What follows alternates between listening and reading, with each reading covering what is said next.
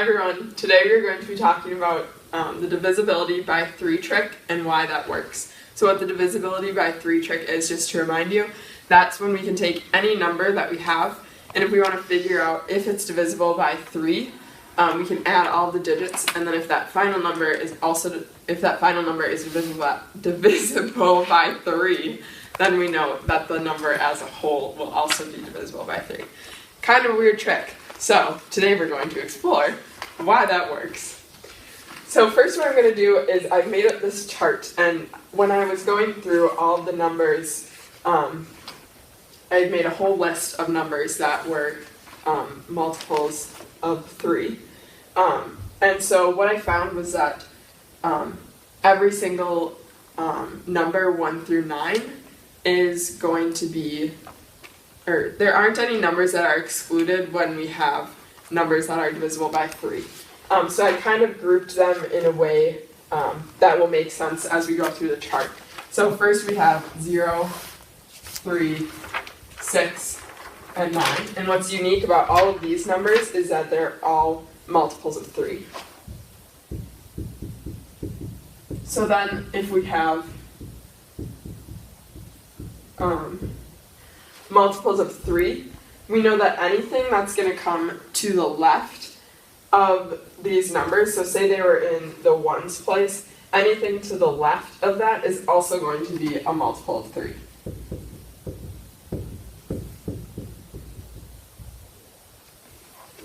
The next set of numbers that we have is going to be 2, 5, and 8. And what puts these numbers in common is that they are a multiple of 3 minus 1.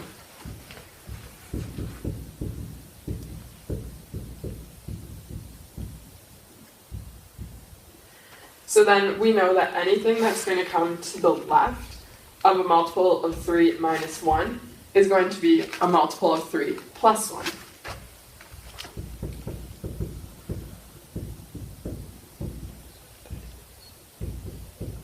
So then, if we were to add a multiple of 3 minus 1 and a multiple of 3 plus 1, the plus 1 and the minus 1 will cancel each other out, and we know that we'll end with a multiple of 3, because anytime we add 2 multiples of a number, we have again a multiple of that number.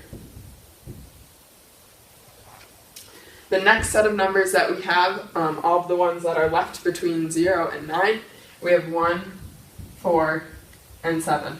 And what's unique about these is that it's going to be a multiple of 3,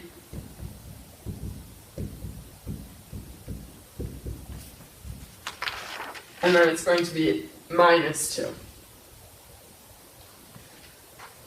So because it's a multiple of 3 minus 1, or minus 2, we know that anything that's going to come before it, or that's going to be to the left of the number, is going to be a multiple of 3 plus 2. So then if we were to add a multiple of 3 minus 2 and a multiple of 3 plus 2 together, we are going to get a multiple of 3 again, because those, the plus 2 and the minus 2 will cancel out to give us 2 multiples of 3, and we know that multiple of 3 plus a multiple of 3 is going to be another multiple of 3. So now, one thing that we're going to ask ourselves is, does this only work up to a certain number? How do I know that this works for all numbers across the board? And one way that we can look at this is if we say, for example, we have 453. If we look at the first number, we see that that is going to be a multiple of 3. So then we look at the number next to it, and we're going to include the whole number. And we know that 45 is also a multiple of 3. But now if we break down that 45 and we look at just the 5, that's going to be, from our chart, a multiple of 3 minus 1. So that means the number that comes before it is going to be a multiple of 3 plus 1. So in this case, 3 plus 1 is 4. So then we know that this multiple of 3 the multiple of 3 plus 1 plus the multiple of 3 minus 1 is going to give us another multiple of 3. And this will go on as we get into the thousands.